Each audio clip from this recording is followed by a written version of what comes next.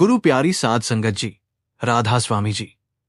सद्गुरु की महिमा को शब्दों में बांध पाना किसी भी इंसान के बस की बात नहीं है। सद्गुरु उस दीपक की तरह होते हैं जो इंसान के जीवन के उस अंधेरे कोने में भी रोशनी कर देते हैं, जहां खुद इंसान को कोई रास्ता दिखाई नहीं देता। जब संसार की मुश्किलें चारों तरफ से घेर लेती हैं, जब जेब खाली होती है, जब अपने भी साथ छोड़ने लगते हैं और जब मन बार बार गलत रास्ते की तरफ जाने लगता है, तब सद्गुरु की दी हुई सीख भीतर से आवाज बनकर इंसान को रोकती है। सद्गुरु हमेशा ये नहीं कहते कि तुम्हारे जीवन में मुश्किलें नहीं आएंगी, बल्कि उनकी मेहर तो कई बार इस रूप में आती है कि मुश्किल के बीच भी इंसान सही फैसला लेने की ताकत पा जाता है। क्योंकि असली कृपा यही है कि हालात चाहे जैसे हों, इंसान का विश्वास, उसकी सच्चाई और उसकी ईमानदारी उसके हाथ से न छूटे। और आज की साखी भी इसी बात की गवाही देती है कि कभी कभी मालिक इंसान की परीक्षा किसी बड़ी जगह पर नहीं, बल्कि उसकी रोजमर्रा की जिंदगी में लेते हैं, जहां एक तरफ मजबूरी होती है और दूसरी तरफ ईमानदारी। गुरु प्यारी साध संगत जी, आज की ये साखी एक ऐसे गरीब दूध वाले की है जिसके घर में कई दिनों से चूल्हा बड़ी मुश्किल से जल रहा था। पत्नी बीमारी के कारण बिस्तर पर रहती थी, बेटे की पढ़ाई का खर्च सामने था और घर की सारी उम्मीदें उसकी मेहनत से होने वाली छोटी सी कमाई पर टिकी थीं। लेकिन एक दिन उसे सड़क किनारे ऐसी थैली मिली जिसमें इतने पैसे थे कि उसकी कई महीनों की परेशानियां एक ही दिन में खत्म हो सकती थीं। अब सवाल ये था कि क्या वो अपनी मजबूरी के आगे झुक जाएगा या फिर अपने सद्गुरु की सीख को याद करके उस अमानत को उसके असली मालिक तक पहुंच जाएगा। और संगत जी, उस दिन उसने जो फैसला लिया, उसने न सिर्फ उसके अपने जीवन की दिशा बदली, बल्कि आगे चलकर ऐसा मोड़ आया जिसकी उसने कभी कल्पना भी नहीं की थी। लेकिन कहानी शुरू करने से पहले अगर आप भी सद्गुरु पर विश्वास रखते हैं तो वीडियो को अभी एक लाइक जरूर कर दीजिए, चैनल को सब्सक्राइब कर लीजिए और बेल आइकॉन दबाकर ऑल पर जरूर कर दीजिए, ताकि ऐसी भावपूर्ण साखियां आप तक लगातार पहुंचती रहें। और कमेंट में पूरे विश्वास के साथ राधा स्वामी जी लिखने के साथ साथ अपने राज्य का नाम भी जरूर लिखिए। देखते हैं आज इस साखी को सुनने वाली संगत किन किन राज्यों से हमारे साथ जुड़ी हुई है। तो आइए संगत जी, अब उस सच्ची घटना की ओर चलते हैं जहां एक गरीब इंसान के सामने उसकी जिंदगी की सबसे बड़ी परीक्षा खड़ी होने वाली थी। कहानी पंजाब की सीमा से लगे एक छोटे से गांव की है। गांव बहुत बड़ा नहीं था, चारों तरफ दूर दूर तक खेत दिखाई देते थे, बीच में कुछ पक्के मकान थे और बाकी जगहों पर मिट्टी और ईंटों से बने पुराने घर थे। गांव के बाहर एक छोटी सी डेयरी थी जहां आसपास के किसान सुबह सुबह अपना दूध लेकर आते थे। उसी डेयरी से दूध लेकर गांव के घर घर पहुंचाने वाला एक आदमी था जिसका नाम था सुरजीत सिंह। सुरजीत की उम्र लगभग 42 वर्ष थी।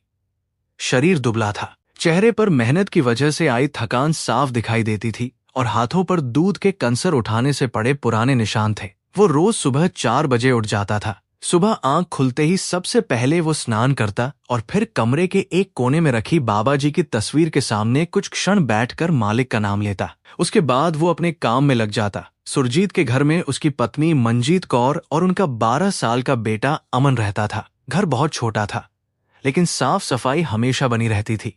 बरसात के दिनों में छत के एक कोने से पानी टपकता था और गर्मियों में टीन की छत इतनी गर्म हो जाती थी कि दोपहर के समय कमरे में बैठना मुश्किल हो जाता था। फिर भी मंजीत हमेशा यही कहती थी कि अपना छोटा सा घर चाहे जैसा हो, अगर परिवार साथ हो तो आदमी बाहर की दुनिया की परेशानियां भूल जाता है। लेकिन पिछले कुछ महीनों से मंजीत की तबीयत ठीक नहीं चल रही थी। डॉक्टर ने कुछ दवाइयां नियमित लेने को कही थीं और यही दवाइयां सुरजीत के लिए सबसे बड़ी चिंता बन गई थीं। वो कई बार अपनी जरूरत का सामान रोककर पत्नी की दवा खरीदता और फिर अगले दिन ज्यादा मेहनत करके उस कमी को पूरा करने की कोशिश करता। उस सुबह भी जब सुरजीत उठकर बाहर आया तो आसमान अभी पूरी तरह उजला नहीं हुआ था। उसने आंगन में रखे लोहे के कंसरों को साफ किया और उन्हें एक एक करके साइकिल पर बांधने लगा।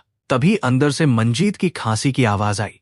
सुरजीत तुरंत कमरे में गया। उसने पूछा, तुम्हारी तबीयत कैसी है? मंजीत ने धीमे से कहा, ठीक हूं, बस रात में थोड़ी खांसी बढ़ गई थी। सुरजीत की नजर उसके पास रखी दवा की शीशी पर गई। उसमें दवा बहुत कम बची थी। उसने शीशी उठाकर देखते हुए पूछा, आज दवा खत्म हो जाएगी? मंजीत ने कहा, शायद 2 खुराक और हैं। सुरजीत कुछ क्षण चुप रहा, फिर बोला, आज दूध बेचकर लौटूंगा तो सबसे पहले दवा लेकर आऊंगा। मंजीत ने उसकी ओर देखते हुए कहा, अगर पैसे कम पड़ जाएं तो कल ले आना।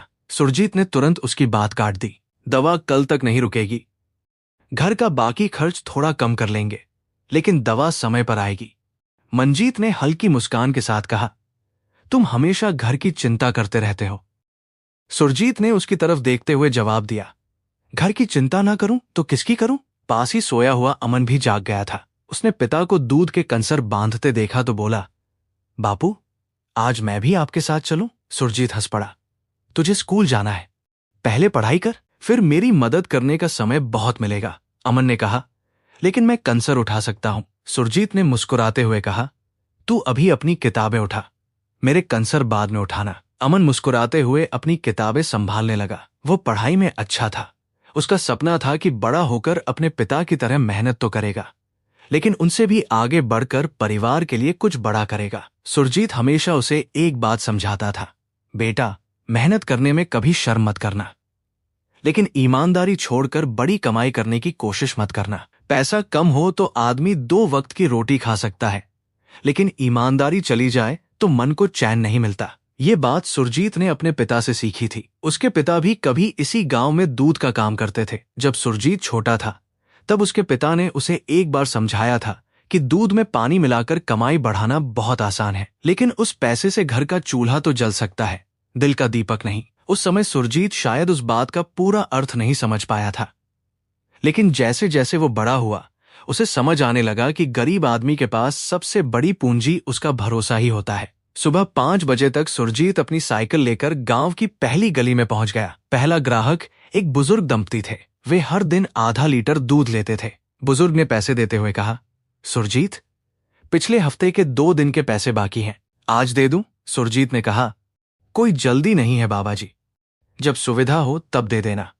बुजुर्ग बोले, नहीं बेटा, हिसाब साफ रखना चाहिए। उन्होंने पैसे निकालकर उसके हाथ में रख दिए। सुरजीत मुस्कुराया और बोला, यही तो आप मुझे हमेशा सिखाते हैं। अगले घर में एक महिला ने दूध लेते हुए कहा, भैया, आज थोड़ा ज्यादा दे देना, घर में मेहमान आए हैं। सुरजीत ने अतिरिक्त दूध नाप कर दिया। वो हर ग्राहक के लिए सही मात्रा का ध्यान रखता था। गांव में लोग उसकी इसी आदत की वजह से उस पर भरोसा करते थे। कई बार लोग कहते थे कि अगर सुरजीत से दूध लिया है तो नापतोल की चिंता नहीं करनी पड़ती, लेकिन ईमानदारी से कमाई करने वाला आदमी हमेशा अमीर नहीं होता। सुरजीत की कमाई बस इतनी थी कि महीने का घर चल सके। दूध की कीमत बढ़ती तो ग्राहक शिकायत करते, और अगर वो कीमत बढ़ाता तो कुछ लोग दूसरे दूध वालों से दूध लेने लगते। इसलिए वो अपना मुनाफा बहुत कम रखता था। वो कहता था, अगर थोड़ा कम कमाऊं लेकिन लोगों का विश्वास बना रहे तो यही मेरे लिए बेहतर है। उस दिन करीब 7 बजे तक उसने गांव की लगभग आधी गलियां पूरी कर ली थीं। जब वो पंचायत भवन के पास पहुंचा तो अचानक उसकी नजर सड़क के किनारे पड़ी एक पुरानी चमड़े की थैली पर गई। सुरजीत ने तुरंत साइकिल रोक दी। उसने चारों तरफ देखा। सड़क लगभग खाली थी। दूर एक आदमी खेत की तरफ जा रहा था और सामने की दुकान अभी खुली भी नहीं थी। सुरजीत ने साइकिल से उतरकर वो थैली उठाई। उसने सोचा, शायद किसी किसान की होगी। उसने थैली खोली और जैसे ही उसकी नजर अंदर गई, उसके हाथ वहीं रुक गए। अंदर कुछ कागज थे, एक पुराना मोबाइल फोन था और उसके नीचे नोटों की गड्डियां थीं, काफी सारे पैसे। सुरजीत ने कुछ क्षण तक उस थैली को देखते हुए सांस तक नहीं ली। उसके दिमाग में अचानक एक साथ कई बातें घूमने लगीं। मंजीत की दवा खत्म होने वाली थी, घर में राशन कम था, अमन की स्कूल फीस अगले सप्ताह जमा करनी थी, डेयरी का कुछ पैसा भी बाकी था, और सामने पड़ी उस थैली में इतना पैसा था कि उसकी कई परेशानियां एक ही दिन में खत्म हो सकती थीं। उसने चारों तरफ देखा, कोई उसे देख नहीं रहा था। उसका हाथ अनायास ही नोटों के ऊपर चला गया। बस उसी पल उसके भीतर एक आवाज उठी, ये पैसा तेरा नहीं है। उसने तुरंत हाथ पीछे खींच लिया, लेकिन दूसरी आवाज उसके मन में आई, अगर थोड़ा सा रख लेगा तो क्या हो जाएगा? तेरी पत्नी बीमार है, बेटे की फीस देनी है, घर में राशन नहीं है, कौन जाने मालिक को पूरी रकम वापस भी मिले या नहीं। सुरजीत सड़क के किनारे खड़ा था। कुछ पल के लिए उसकी आंखें बंद हो गईं और तभी उसे अपने पिता की आवाज याद आई, बेटा, किसी दूसरे की चीज को अपनी जरूरत के नाम पर रख लेना ईमानदारी नहीं होती। सुरजीत ने थैली बंद कर दी। उसने गहरी सांस ली, फिर थैली को अपनी साइकिल के हैंडल से बांध दिया। उसने फैसला कर लिया था, पहले मालिक को ढूंढूंगा। लेकिन असली परीक्षा अभी शुरू हुई थी, क्योंकि उसे नहीं पता था कि उस थैली का मालिक कौन है। उसने आसपास के लोगों से पूछना शुरू किया। एक दुकानदार ने कहा, अगर पैसे हैं तो संभाल कर रखना भाई, आजकल कौन अपना मानता है? सुरजीत ने उसकी ओर देखा और शांत स्वर में कहा, इसीलिए तो मालिक को ढूंढना जरूरी है। दुकानदार हंसकर बोला, तुम बहुत सीधे आदमी हो सुरजीत। सुरजीत ने साइकिल संभालते हुए कहा, सीधा रहना मुश्किल जरूर है, लेकिन रात को सोने में आसानी रहती है। वो आगे बढ़ गया, लेकिन उस दिन उसके मन में बार बार वही थैली घूम रही थी। हर बार जब वो अपनी पत्नी की दवा के बारे में सोचता, उसकी नजर उस थैली पर चली जाती। वो खुद से कहता, ये मेरा पैसा नहीं है। फिर उसकी मजबूरी उसे भीतर से खींचती। कुछ देर बाद वो फिर बाबा जी का नाम लेता और अपने मन को शांत करता। दूध बांटते बांटते जब वो गांव के आखिरी घर पर पहुंचा तो वहां रहने वाले बुजुर्ग मास्टर जी ने उसे देखते ही पूछा, क्या बात है सुरजीत? आज बहुत परेशान दिखाई दे रहे हो। सुरजीत ने पहले बात छिपाने की कोशिश की, लेकिन फिर उसने थैली के बारे में सब कुछ बता दिया। मास्टर जी ने गंभीर होकर कहा, बेटा, ऐसी चीज मिलने पर पुलिस चौकी में जमा कर देना चाहिए। सुरजीत ने कहा, मैं भी यही सोच रहा हूं मास्टर जी। मास्टर जी ने कहा, लेकिन पहले देखो कि कोई पहचान की चीज है या नहीं। सुरजीत ने थैली खोली। उसने एक एक कागज देखना शुरू किया। एक कागज पर बैंक की मोहर थी, दूसरे कागज पर एक नाम लिखा था। सुरजीत ने वो नाम पढ़ा। नाम था रघुवीर सिंह। मास्टर जी ने जैसे ही नाम सुना, उनकी आंखें थोड़ी बड़ी हो गईं। उन्होंने कहा, यह नाम तो हमारे गांव में भी है। सुरजीत ने पूछा, किसका? मास्टर जी ने धीरे से कहा, शायद सामने वाली बड़ी हवेली में रहने वाला रघुवीर होगा। सुरजीत के मन में उम्मीद जगी। उसने तुरंत कहा, अगर वही हुआ तो आज ही थैली उसके घर पहुंचा दूंगा। लेकिन तभी मास्टर जी ने एक कागज को ध्यान से देखा। उन्होंने अचानक कहा, 1 मिनट। सुरजीत रुक गया। मास्टर जी ने कागज उसकी तरफ बढ़ाते हुए कहा, यह तो किसी अस्पताल की रसीद लग रही है। सुरजीत ने कागज हाथ में लिया। उस पर बड़ी रकम के भुगतान और कुछ मेडिकल जांचों का विवरण था। उसके चेहरे का रंग बदल गया। अब उसे समझ आ चुका था कि यह पैसा शायद किसी बहुत जरूरी इलाज के लिए रखा गया था। उसने थैली को और कसकर पकड़ लिया। धीरे से बोला, मास्टर जी, अब तो मालिक को जल्दी ढूंढना और भी जरूरी है। मास्टर जी ने उसके कंधे पर हाथ रखा और कहा, जा बेटा, मालिक तुझे सही रास्ता दिखाए। सुरजीत ने साइकिल आगे बढ़ा दी, लेकिन उसे बिल्कुल पता नहीं था कि जिस थैली को वो किसी दूसरे की अमानत समझकर लौटा देना चाहता था, उसमें सिर्फ पैसे नहीं थे, उसमें एक ऐसी चीज भी थी जिसकी वजह से उस दिन पूरे गांव में एक ऐसा सवाल खड़ा होने वाला था जिसका जवाब सुरजीत के अलावा शायद कोई नहीं दे सकता था।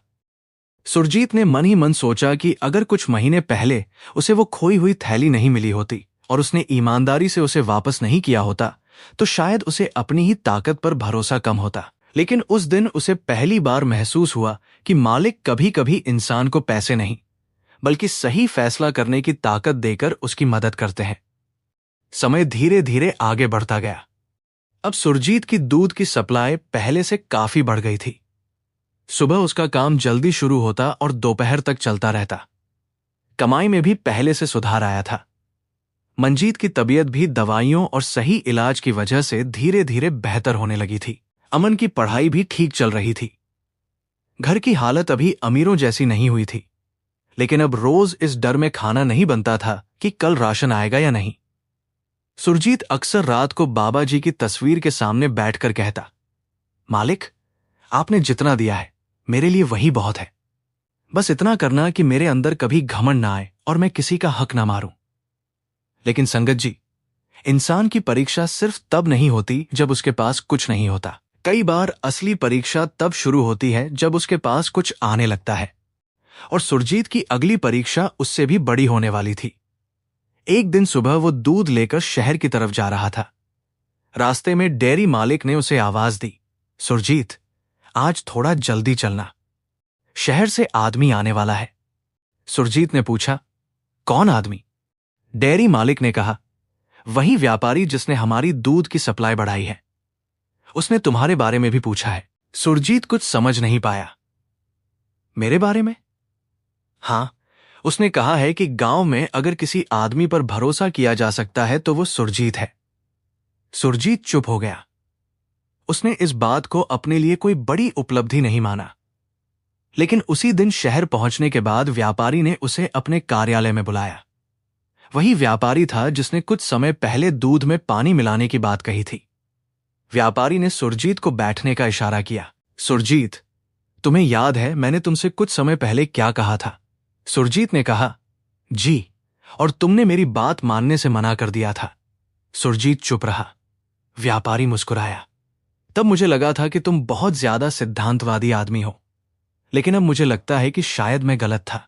सुरजीत ने कुछ नहीं कहा। व्यापारी ने मेज पर रखी एक फाइल उसकी ओर बढ़ाई। मैं चाहता हूं कि तुम गांव से आने वाली दूध की सप्लाई की निगरानी करो। सुरजीत ने हैरानी से पूछा, मैं?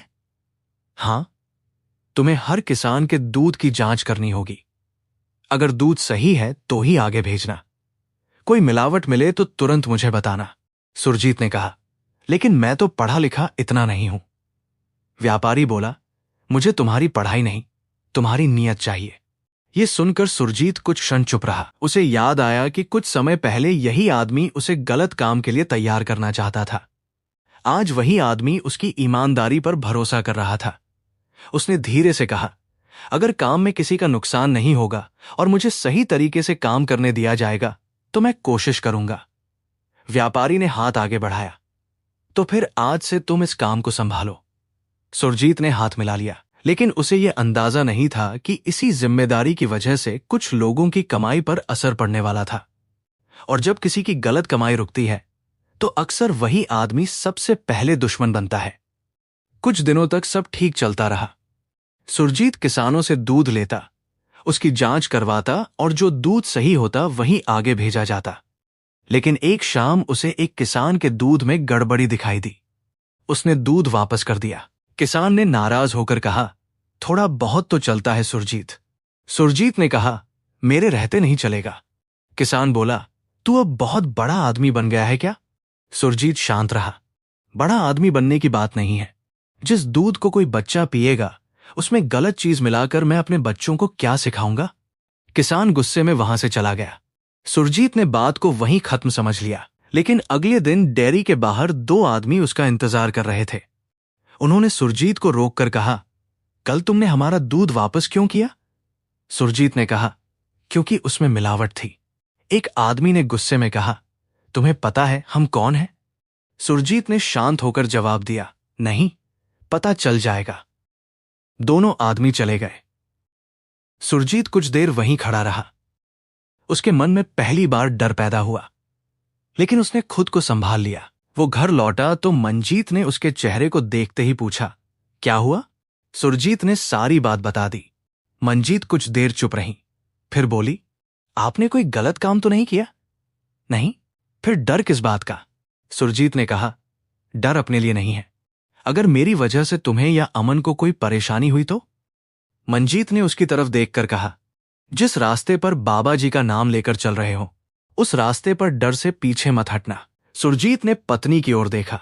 उसे लगा जैसे मंजीत ने उसके मन की सारी कमजोरी पढ़ ली हो। उस रात वो देर तक सो नहीं पाया। बार बार वही दो आदमी उसकी आंखों के सामने आते रहे। सुबह उसने बाबा जी की तस्वीर के सामने बैठकर कहा, मालिक, अगर मैंने सही काम किया है तो अब हिम्मत भी आप ही देना। अगले कुछ दिनों तक कोई घटना नहीं हुई। सुरजीत ने सोचा शायद बात खत्म हो गई। लेकिन एक सुबह जब वो घर से दूध लेकर निकल रहा था तो अमन दौड़ता हुआ आया। बापू! सुरजीत ने साइकिल रोक दी। अमन ने कहा, स्कूल से आते समय दो आदमी हमारे पीछे आ रहे थे। सुरजीत का चेहरा बदल गया। कौन आदमी? अमन ने कहा, मुझे नहीं पता। मैंने पीछे देखा तो वे सड़क के दूसरी तरफ चल रहे थे। सुरजीत तुरंत सतर्क हो गया। उसने उसी दिन अमन को स्कूल से अकेले वापस आने से मना कर दिया। मंजीत भी परेशान हो गई। अब मामला सिर्फ दूध की मिलावट तक सीमित नहीं लग रहा था। सुरजीत ने डेयरी मालिक को पूरी बात बताई। डेयरी मालिक ने कहा, तुमने किसी से दुश्मनी मोल ले ली है। सुरजीत बोला, मैंने किसी से दुश्मनी नहीं की, मैंने सिर्फ गलत दूध लेने से मना किया। डेयरी मालिक ने गहरी सांस ली। कभी कभी यही सबसे बड़ी दुश्मनी बन जाती है। उसी शाम व्यापारी का फोन आया। उसने कहा, सुरजीत, तुम्हें किसी तरह का दबाव महसूस हो तो मुझे बताना। सुरजीत ने पूछा, आपको कैसे पता? व्यापारी ने कहा, जिस किसान का दूध तुमने वापस किया था उसके बारे में पहले भी शिकायतें आई हैं। सुरजीत चौंक गया। तो फिर आपने पहले कार्रवाई क्यों नहीं की? व्यापारी कुछ क्षण चुप रहा, फिर बोला, क्योंकि हमारे पास पक्के सबूत नहीं थे। सुरजीत ने कहा, तो अब? व्यापारी ने कहा, अब तुम्हारे पास जो जानकारी है उसे लिखकर मुझे दो। सुरजीत ने ऐसा ही किया। लेकिन उसी रात एक और अजीब घटना हुई। जब सुरजीत दूध के कंसर साफ करके घर के अंदर रख रहा था तो उसे दरवाजे के नीचे से एक छोटा सा कागज पड़ा दिखाई दिया। उसने कागज उठाया। उस पर सिर्फ एक लाइन लिखी थी, हर बात में ईमानदारी दिखाना बंद करो वरना घर संभालना मुश्किल हो जाएगा। सुरजीत के हाथ कांप गए। उसने कागज मंजीत को दिखाया। मंजीत ने पढ़ा और कुछ क्षण के लिए उसकी आंखें भर आईं। अमन ने पूछा, मां क्या हुआ? मंजीत ने तुरंत कागज छिपा लिया। कुछ नहीं बेटा। लेकिन सुरजीत समझ गया था, अब मामला गंभीर हो चुका था। उसने अगले दिन गांव के एक भरोसेमंद बुजुर्ग से सलाह ली। बुजुर्ग ने कहा, बेटा डरना मत, लेकिन सावधानी जरूर रखना। सुरजीत ने कहा, मैं अपने लिए नहीं डरता बाबा जी, परिवार के लिए डर लगता है। बुजुर्ग ने कहा, तो परिवार को भी साथ लेकर चलो। और एक बात याद रखो, सच के रास्ते पर चलने का मतलब ये नहीं कि आदमी आंखें बंद कर ले। सावधानी भी मालिक की दी हुई समझ है। सुरजीत ने उनकी बात मान ली। उसने गांव में अपने आने जाने का समय थोड़ा बदल दिया। अमन को स्कूल से लाने के लिए कभी खुद जाता, कभी पड़ोसी के साथ भेजता। मंजीत की दवाइयां समय पर लाता। लेकिन उसने अपना काम नहीं छोड़ा। एक दिन वही किसान फिर उसके सामने आया। इस बार उसका व्यवहार अलग था। वो बोला, सुरजीत, मैं तुमसे एक बात करना चाहता हूं। कहो।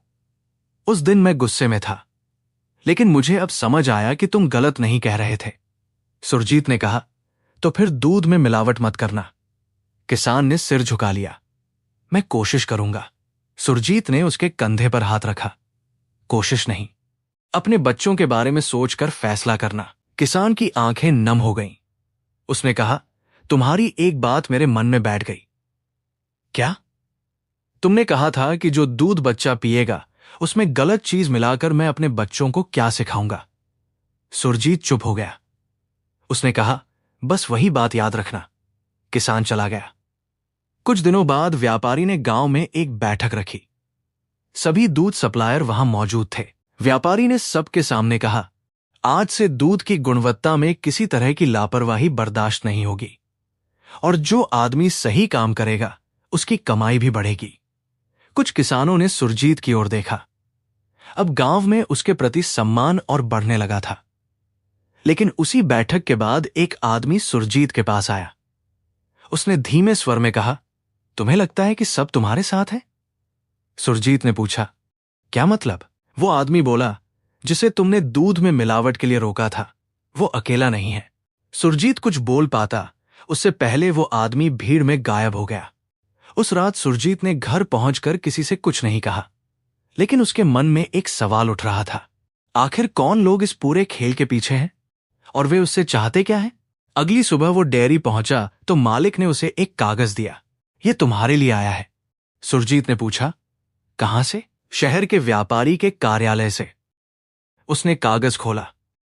उसमें लिखा था कि पिछले कई महीनों की दूध सप्लाई के रिकॉर्ड की जांच की जा रही है। कुछ किसानों के नाम संदिग्ध पाए गए थे और उनमें वही नाम सबसे ऊपर था जिसने सुरजीत को धमकाया था। सुरजीत ने कागज पढ़कर कहा, तो असली बात अब सामने आएगी। डेयरी मालिक ने कहा, हां, लेकिन इसमें तुम्हारा बयान भी लिया जाएगा। सुरजीत ने सिर हिलाया। मैं जो सच है वही बताऊंगा। लेकिन उसे क्या पता था कि उसके बयान के बाद सिर्फ एक किसान नहीं बल्कि कई बड़े लोगों के नाम सामने आने वाले थे। उस दिन शाम को सुरजीत घर लौट रहा था। रास्ते में उसकी नजर उसी पंचायत भवन के पास पड़ी जगह पर गई जहां कुछ महीने पहले उसे रघुवीर की पैसों वाली थैली मिली थी। वो अचानक साइकिल रोककर खड़ा हो गया। उसे उस दिन की पूरी घटना याद आ गई। अगर उसने उस दिन वो थैली अपने पास रख ली होती, अगर उसने अपनी मजबूरी के आगे घुटने टेक दिए होते तो आज वो लोगों के सामने सिर उठाकर खड़ा नहीं हो पाता।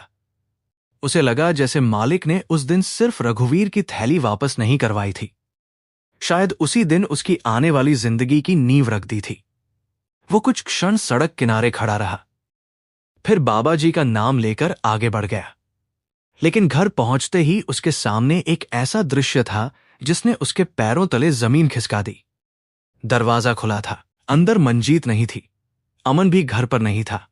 सुरजीत ने घबराकर आवाज लगाई, मंजीत।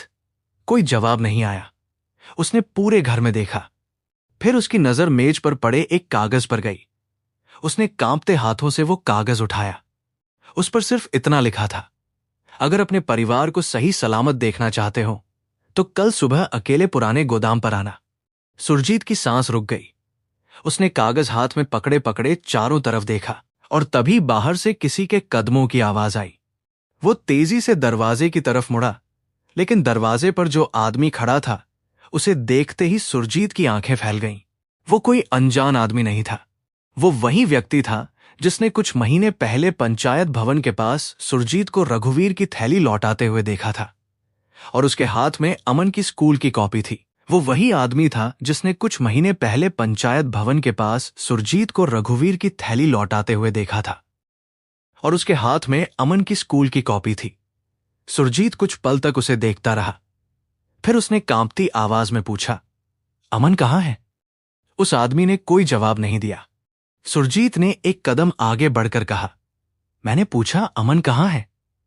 वो आदमी शांत स्वर में बोला, घबराने की जरूरत नहीं है, तुम्हारा बेटा सुरक्षित है। सुरजीत ने राहत की सांस ली, लेकिन अगले ही पल उसकी आंखों में गुस्सा आ गया। तो फिर वो मेरे घर पर क्यों नहीं है? आदमी ने कहा, क्योंकि हमें तुमसे बात करनी थी और हमें पता था कि तुम अकेले हमारी बात नहीं मानोगे। सुरजीत ने पूछा, तुम लोग चाहते क्या हो? उस आदमी ने जेब से एक कागज निकाला और सुरजीत के सामने रख दिया। कल जो बयान देना है उसमें तुम्हें कहना होगा कि दूध की जांच में कोई गड़बड़ी नहीं थी। सुरजीत ने कागज को देखा, फिर उसकी नजर उस आदमी पर गई। और अगर मैंने ऐसा करने से मना कर दिया? आदमी ने कहा, तो तुम्हें अपने परिवार की चिंता करनी चाहिए। सुरजीत के चेहरे पर डर साफ दिखाई दे रहा था, लेकिन कुछ ही क्षण बाद उसने कागज उठाया और उसे फाड़कर जमीन पर गिरा दिया। मेरे बच्चे मेरे लिए सबसे प्यारे हैं, लेकिन मैं उनके लिए किसी और का हक नहीं मार सकता। आदमी ने गुस्से से उसकी तरफ देखा। बहुत बड़ी बातें करते हो। सुरजीत ने शांत स्वर में कहा, बड़ी बात नहीं कर रहा, बस वही कर रहा हूं जो मुझे मेरे सद्गुरु ने सिखाया है। आदमी ने कहा, तुम्हें लगता है तुम्हारा बाबा जी तुम्हें बचा लेंगे? सुरजीत ने उसकी आंखों में देखते हुए कहा, मैं ये नहीं कहता कि बाबा जी मेरे लिए दुनिया के नियम बदल देंगे, लेकिन इतना जरूर मानता हूं कि अगर मेरा इरादा सही है तो मुझे गलत काम करने से बचाने की ताकत वही देंगे। वो आदमी कुछ क्षण चुप रहा, फिर उसने कहा, कल सुबह तक सोच लेना, और वो चला गया। सुरजीत दरवाजे पर खड़ा रह गया। उसके पैर जैसे जमीन से चिपक गए थे। उसने तुरंत मंजीत को फोन करने की कोशिश की, लेकिन फोन बंद था। उस रात सुरजीत ने खाना नहीं खाया। वो बाबा जी की तस्वीर के सामने बैठा रहा। उसकी आंखों से आंसू निकल रहे थे। वो धीरे धीरे बोला, मालिक, मैंने जिंदगी में बहुत कम मांगा है, आज भी अपने लिए कुछ नहीं मांग रहा। बस मेरे बच्चे सुरक्षित रहें। अगर मेरी कोई गलती है तो सजा मुझे देना, लेकिन मेरे परिवार को इस परेशानी से निकाल देना। काफी देर तक वो वहीं बैठा रहा। फिर उसे अचानक अपने पिता की वही पुरानी बात याद आई। जब आदमी के सामने डर और सच में से एक को चुनने का समय आए तो सच को चुनना। डर कुछ समय का होता है, लेकिन गलत काम का बोझ जिंदगी भर रहता है। सुरजीत ने आंखें बंद कर लीं। उसने फैसला कर लिया, वो अगले दिन अपना बयान नहीं बदलेगा। सुबह होते ही वो पुराने गोदाम की तरफ निकल पड़ा, लेकिन अकेला नहीं। उसने रात में ही व्यापारी को सारी बात बता दी थी। व्यापारी ने कहा था, तुम अकेले मत जाना, हम भी आसपास रहेंगे। सुरजीत गोदाम के पास पहुंचा। वहां वही आदमी खड़ा था। उसने कहा, आ गए? सुरजीत ने कहा, हां। सोच लिया? हां। तो मैं झूठा बयान नहीं दूंगा। आदमी ने गुस्से में कहा, तुम्हें अपने बच्चे की चिंता नहीं है? सुरजीत ने कहा, चिंता है, बहुत ज्यादा है। लेकिन मैं अपने बेटे को ये नहीं सिखा सकता कि डर के कारण गलत आदमी के सामने झुक जाना चाहिए। तभी पीछे से आवाज आई, बस। सुरजीत ने पीछे मुड़कर देखा। व्यापारी और 2 अन्य लोग वहां खड़े थे। उनके साथ पुलिस भी थी। सुरजीत कुछ समझ नहीं पाया। व्यापारी ने कहा, हमने सब सुन लिया है। वो आदमी घबरा गया। कुछ ही देर में पता चला कि पिछले कई महीनों से कुछ लोग दूध की सप्लाई में मिलावट करके बड़ी रकम कमा रहे थे। जो लोग उनके रास्ते में आते, उन्हें डराया जाता था। और सुरजीत की ईमानदारी उनके लिए सबसे बड़ी परेशानी बन गई थी। अमन और मंजीत को भी सुरक्षित जगह पर रखा गया था। जब सुरजीत ने उन्हें देखा तो वो दौड़कर उनके पास गया। अमन ने पिता को पकड़ लिया। बापू। सुरजीत ने उसे सीने से लगा लिया। उसकी आंखों से आंसू बहने लगे। मंजीत ने भी कहा, मैंने कहा था ना, डरना मत। सुरजीत ने कहा, आज समझ आया कि असली सहारा किसे कहते हैं। कुछ समय बाद उस मामले की जांच पूरी हुई। जिन लोगों ने मिलावट और धमकी का पूरा खेल चलाया था, उनके खिलाफ कार्रवाई हुई। व्यापारी ने सुरजीत को अपने कार्यालय में बुलाया। उसने कहा, सुरजीत, तुमने सिर्फ अपना काम ईमानदारी से नहीं किया, तुमने हमें भी आईना दिखाया है। सुरजीत ने कहा, मैंने कुछ खास नहीं किया। व्यापारी बोला, यही तुम्हारी सबसे बड़ी खासियत है। फिर उसने सुरजीत की तनख्वाह बढ़ा दी और उसे स्थायी जिम्मेदारी दे दी। लेकिन सुरजीत ने सिर्फ एक बात कही, मेरी कमाई बढ़ाने से ज्यादा जरूरी है कि गांव के गरीब किसानों का भी नुकसान न हो। व्यापारी ने मुस्कुराकर कहा, तुम जैसे आदमी के कारण ही भरोसा बचा रहता है।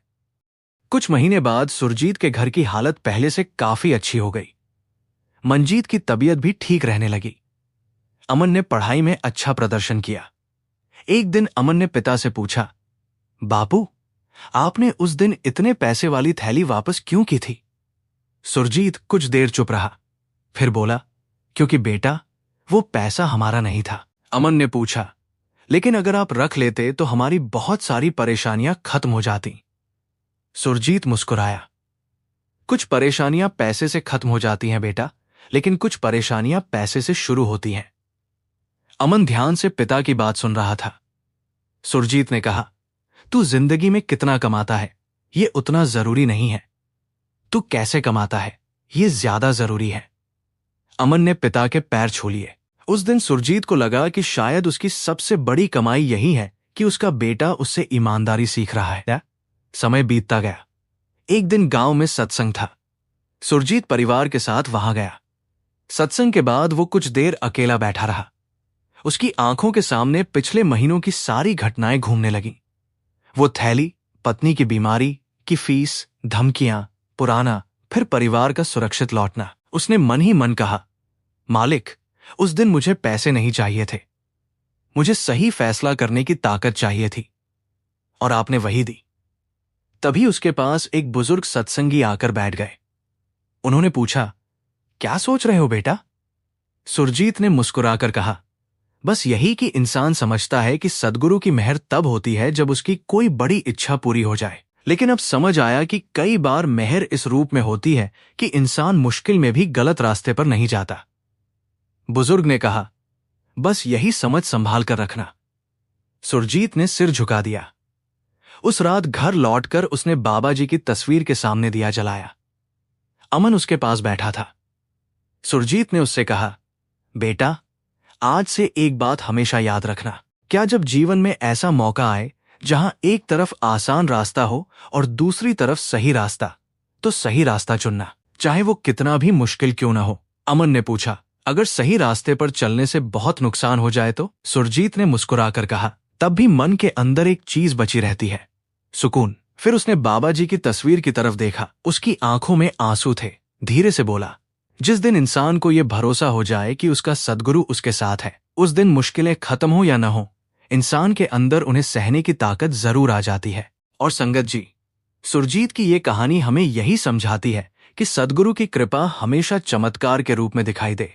ये जरूरी नहीं, कभी किसी गलत फैसले से बच जाना भी कृपा है, कभी किसी लालच के सामने ईमानदारी बचा लेना भी कृपा है, कभी संकट के समय हिम्मत मिल जाना भी कृपा है, और कभी ऐसा परिवार मिल जाना जो मुश्किल समय में आपका हाथ न छोड़े, ये भी मालिक की बहुत बड़ी मेहर है। सुरजीत के पास उस दिन पैसे रखने का मौका था। वो चाहे तो अपनी मजबूरी का बहाना बना सकता था, लेकिन उसने उस पैसे को अपना नहीं माना। और शायद उसी एक फैसले ने उसके जीवन में आगे आने वाली हर परीक्षा के सामने उसे मजबूत बना दिया। क्योंकि इंसान की जिंदगी में बहुत से मोड़ आते हैं। कुछ मोड़ पैसे की परीक्षा लेते हैं, कुछ रिश्तों की, कुछ डर की और कुछ विश्वास की। लेकिन जिस इंसान ने अपने सद्गुरु की सीख को अपने जीवन का हिस्सा बना लिया हो, उसके लिए हर परीक्षा एक सीख बन सकती है। इसलिए संगत जी, अगर आज आपके जीवन में भी कोई परेशानी चल रही है, कोई फैसला आपको अंदर से परेशान कर रहा है, या आपको लग रहा है कि हालात आपके हाथ से निकल रहे हैं, तो एक बार शांत मन से बैठिए, सिमरन कीजिए